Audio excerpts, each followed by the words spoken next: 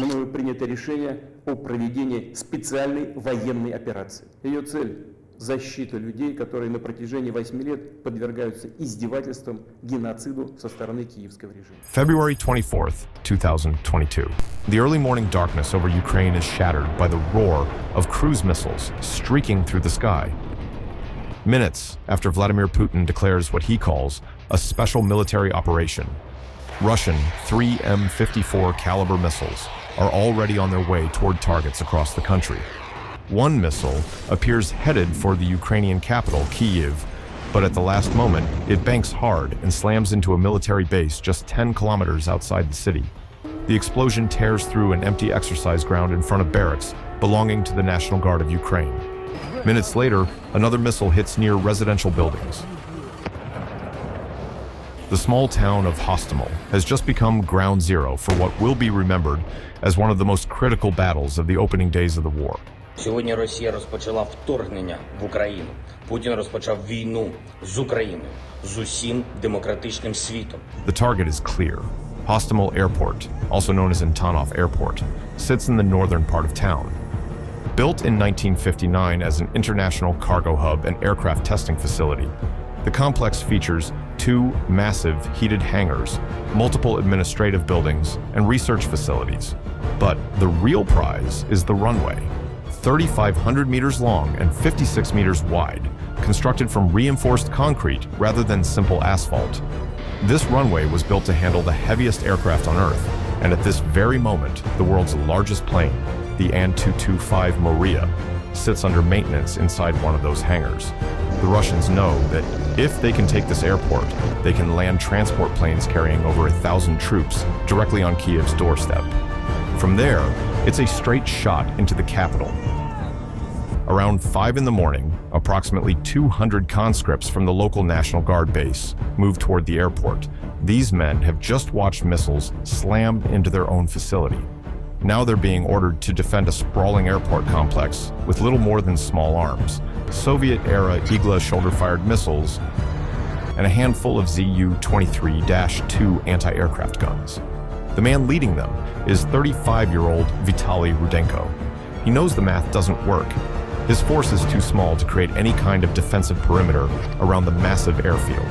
Instead, the soldiers split into small groups, spreading out across the complex in military trucks, trying to cover as much ground as possible. Most of these men come from supply battalions. They're trained for firefighting, patrolling, clerical work, not combat.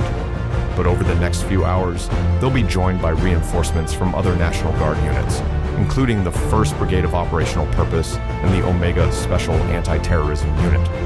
They arrive on a few armored vehicles, but the armament remains the same light weapons against what's about to come. 170 kilometers to the north, at Bokov Airport near Mizir, Belarus, the sound of rotor blades fills the air. 34 helicopters lift off in formation. The fleet consists mostly of Mi-8 transport helicopters packed with airborne troops, supported by over 10 modern Ka-52 attack helicopters and several older Mi-24, Mi-28 gunships. Inside those transport birds are 300 men from the 31st Guards Airborne Assault Brigade and the 11th Separate Guards Air Assault Brigade, Russia's elite VDV paratroopers. These are the same forces that have executed operations from Crimea to Syria. Now they're headed south toward Ukraine. The helicopters stay in Belarusian airspace as long as possible, hugging the border before crossing into Ukraine around 9:30 in the morning. They follow the Dnipro River south, flying low to avoid Ukrainian radar. The formation is tight, methodical.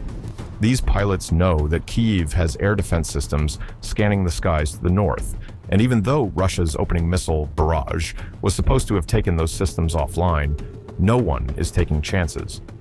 The helicopters skim the surface of the water, wings almost touching the river below. As they approach the capital, the formation makes a sharp turn near the Kyiv hydroelectric power plant. That's when everything goes wrong. A Ukrainian missile screams up from the ground and slams into one of the helicopters. The aircraft spins out of control and crashes into the riverbank. Almost immediately, another missile finds its mark. Mi-24 takes a direct hit and plunges into the water. The rest of the formation breaks apart, pilots dumping flares and banking hard toward the western riverbank. Russia has suffered its first losses, and they haven't even reached the objective yet. The helicopter force splits into two groups. Group A swings northwest to attack the airport from the north, their mission to inspect and clear the runway. Group B heads southwest, approaching from the south, with orders to isolate the National Guard base from the airfield and neutralize any defenders stationed there. By 11 in the morning, both groups arrive over Hostomel. The attack helicopters go in first. Ka-52, Mi-24, Mi-28 unleash unguided rockets and autocannon fire on the airport below. The Russians expect to find confused, disorganized troops scrambling for cover. Instead, they fly directly into a hornet's nest. The Ukrainian National Guard groups scattered across the airfield immediately open fire with everything they have. Tracers light up the sky. The crack of anti-aircraft guns echoes across the runway.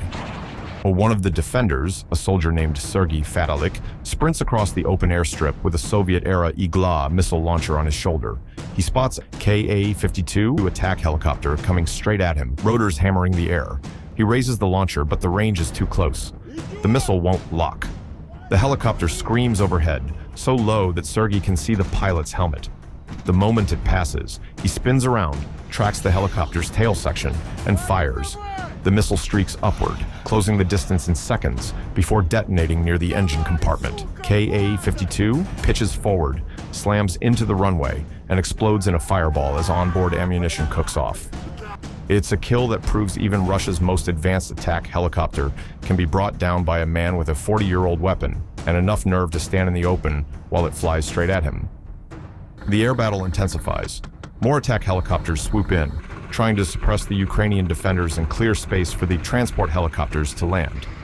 The Russians send in at least two Su-25 ground attack aircraft for close air support, possibly Su-24 bombers as well, though their effectiveness in the contested airspace remains unclear. Rockets and autocannon fire tear through the airport infrastructure. Fuel tanks explode, sending pillars of black smoke into the sky. Aircraft parked near the runway are shredded. The hangars take heavy damage. Inside one of them, the An-225 Maria catches fire. But the Ukrainians are making the Russians pay for every meter. Ka-52s are shot down in different parts of the airport. Mi-28 goes down hard. Mi-8 transport takes critical damage and can't take off again. The Russians will later destroy it themselves rather than let it fall into Ukrainian hands. The fight drags on for over an hour, and the National Guard soldiers are running low on ammunition. They've held far longer than anyone expected, but the order finally comes down to pull back toward their base in an organized retreat. With the Ukrainian defenders withdrawing, the Russian transport helicopters finally get their chance. Mi-8s begin landing on the western outskirts of the airport, deploying VDV paratroopers in waves. Another group lands on the northeastern edge of the complex, cutting off the National Guard base. At least 100 men from the 31st Guards Airborne Assault Brigade and 11th Separate Guards Air Assault Brigade hit the ground in the first wave. They're carrying grenade launchers, portable mortars, and small arms. More waves follow until roughly 300 Russian troops are on the ground. They move methodically toward the main runway and secure it without much resistance. The Ukrainians have already pulled back, but the Russians don't immediately push toward the airport buildings. They wait. More helicopters land, bringing additional troops and supplies. The VDV forces consolidate their position before beginning a careful advance through the administrative complex toward the flight control tower. The first ground contact happens when a Ukrainian company commander drives through a crossroad near the tower. His armored vehicle takes a grenade launcher round, but in a stroke of luck, the grenade fails to penetrate. Under heavy fire, the commander makes a full circle around a nearby hangar before fighting his way back to Ukrainian lines. The main confrontation develops around the control tower and administrative buildings. The fight lasts nearly 2 hours. Ukrainian forces defending the National Guard base, including firefighters who grab whatever weapons they can find, manage to damage multiple Russian helicopters with machine gun and rifle fire. But the math is against them. They're outnumbered, low on ammunition, and the Russians keep landing more troops. The order comes down to fall back into the city through the base. By 1 in the afternoon, Hostomel Airport is in Russian hands. Despite heavy casualties, the assault looks like a victory. Russian troops raise their flag over the main administrative building photographs are taken. Radio calls go back to command. The airport is secure.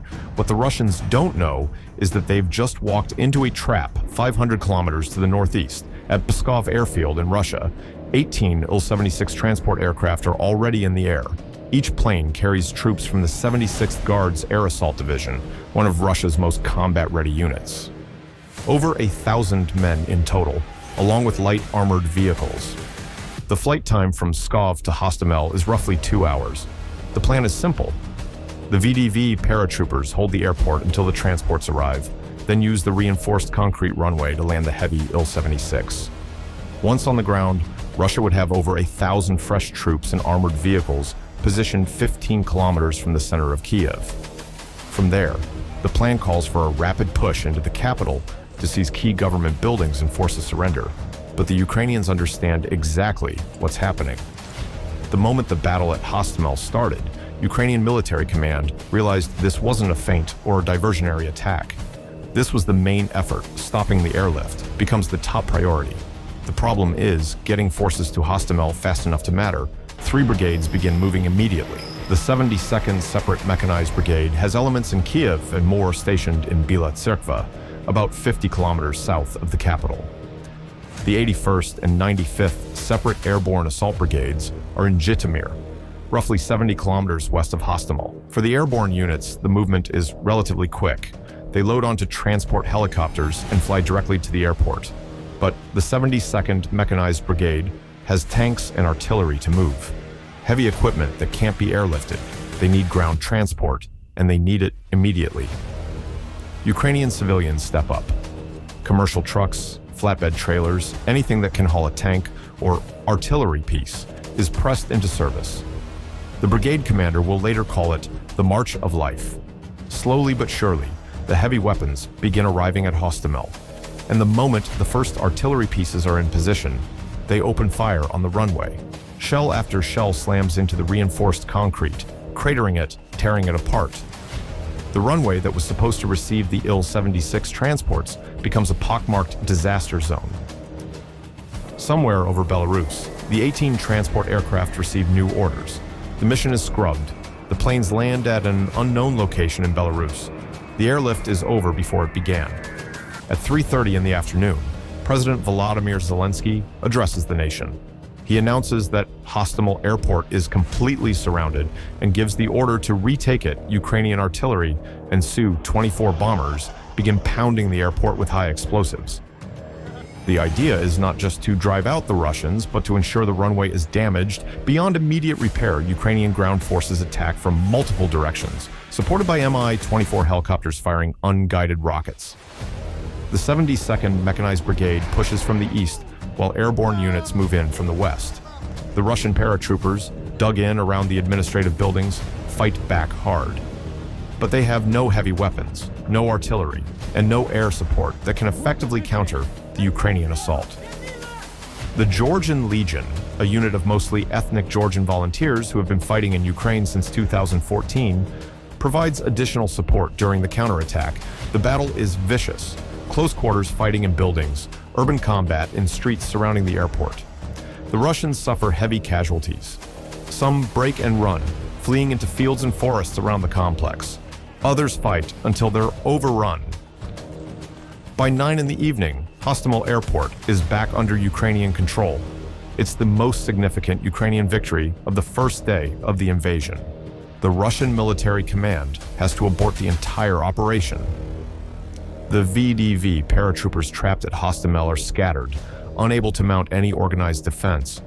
The Il-76 transports that were supposed to land and deploy over 1,000 reinforcements are grounded in Belarus. The plan to seize Kyiv in a lightning strike has collapsed. But the danger is far from over. While the battle for Hostomel raged throughout the day, Russian ground forces crossed the border from Belarus and pushed south through the Chernobyl exclusion zone, where Ukrainian forces had no defensive lines. During the night of February 24th and into the morning of February 25th, Russian armor and infantry arrive on the outskirts of Hostomel in force. The fight for the airport becomes a fight for the entire town. The Russian advance through northern Ukraine succeeds on a tactical level, but fails on an operational one. The armored columns move fast, but they only secure individual roads, not the key towns. that could serve as forward operating bases. They lacked the logistics to properly supply forces this far from the border. On February 25th, the Ukrainians are forced to withdraw from Hostomel airport under pressure from multiple Russian battalion tactical groups. But before they leave, Ukrainian artillery launches another devastating barrage on the airport. The runway is completely demolished. The administrative buildings are wrecked. Russian units on the airfield suffer massive casualties. Any hope of establishing an airlift is permanently erased. By March 5th, the town of Hostomel falls to Russian forces, but they can't advance any further. Ukrainian defenses around Kyiv hold. The Russians are bogged down in brutal urban fighting. Their supply lines stretch thin and under constant attack.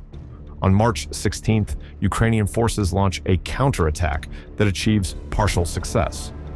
Then, on April 1st, 2022, Russian armed forces withdraw from Hostomel and the entire northern region around Kyiv.